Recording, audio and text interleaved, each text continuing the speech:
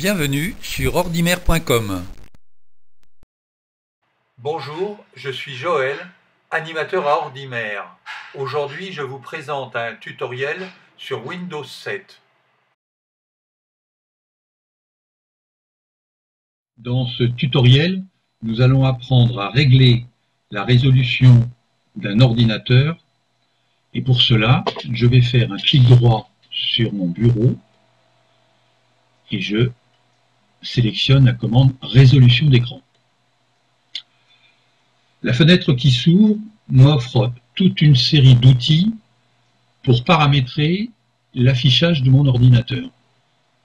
J'ai le nombre d'écran, l'affichage, la résolution et l'orientation. Je reviendrai tout à l'heure sur la plupart de ces outils, mais pour l'instant, on va s'occuper uniquement du réglage de la résolution.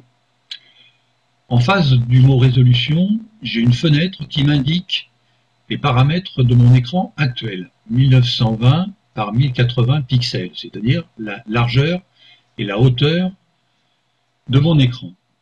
J'ai une petite fenêtre de choix avec le triangle pointe est en bas,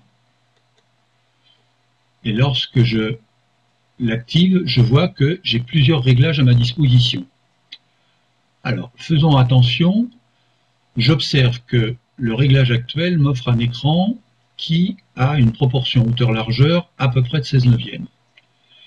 Quand je descends le curseur de résolution d'écran possible à ma disposition, je m'aperçois que la forme de l'écran change pour arriver certaines fois dans une proportion de 4/5.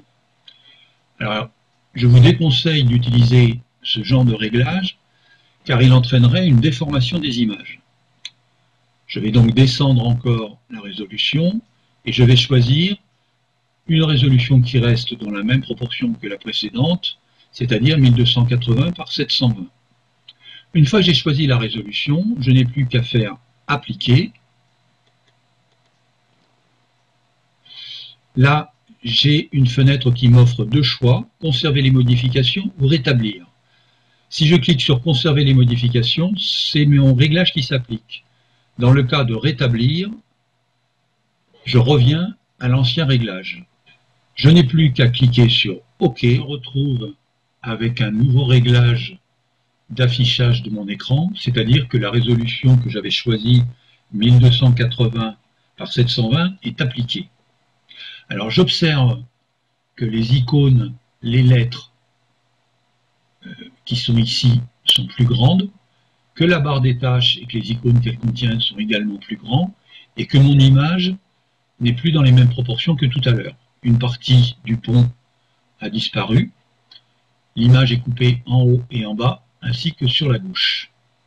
Je vais, avant de revenir sur ma résolution initiale, revenir dans le réglage d'apparence de l'affichage pour vous parler des outils dont j'ai soulevé l'existence tout à l'heure.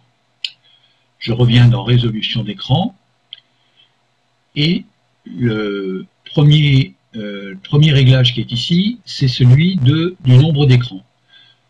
Sur mon ordinateur, je n'ai qu'un écran de branché et il est identifié par le chiffre 1. Mais il est possible d'avoir deux écrans sur un même ordinateur.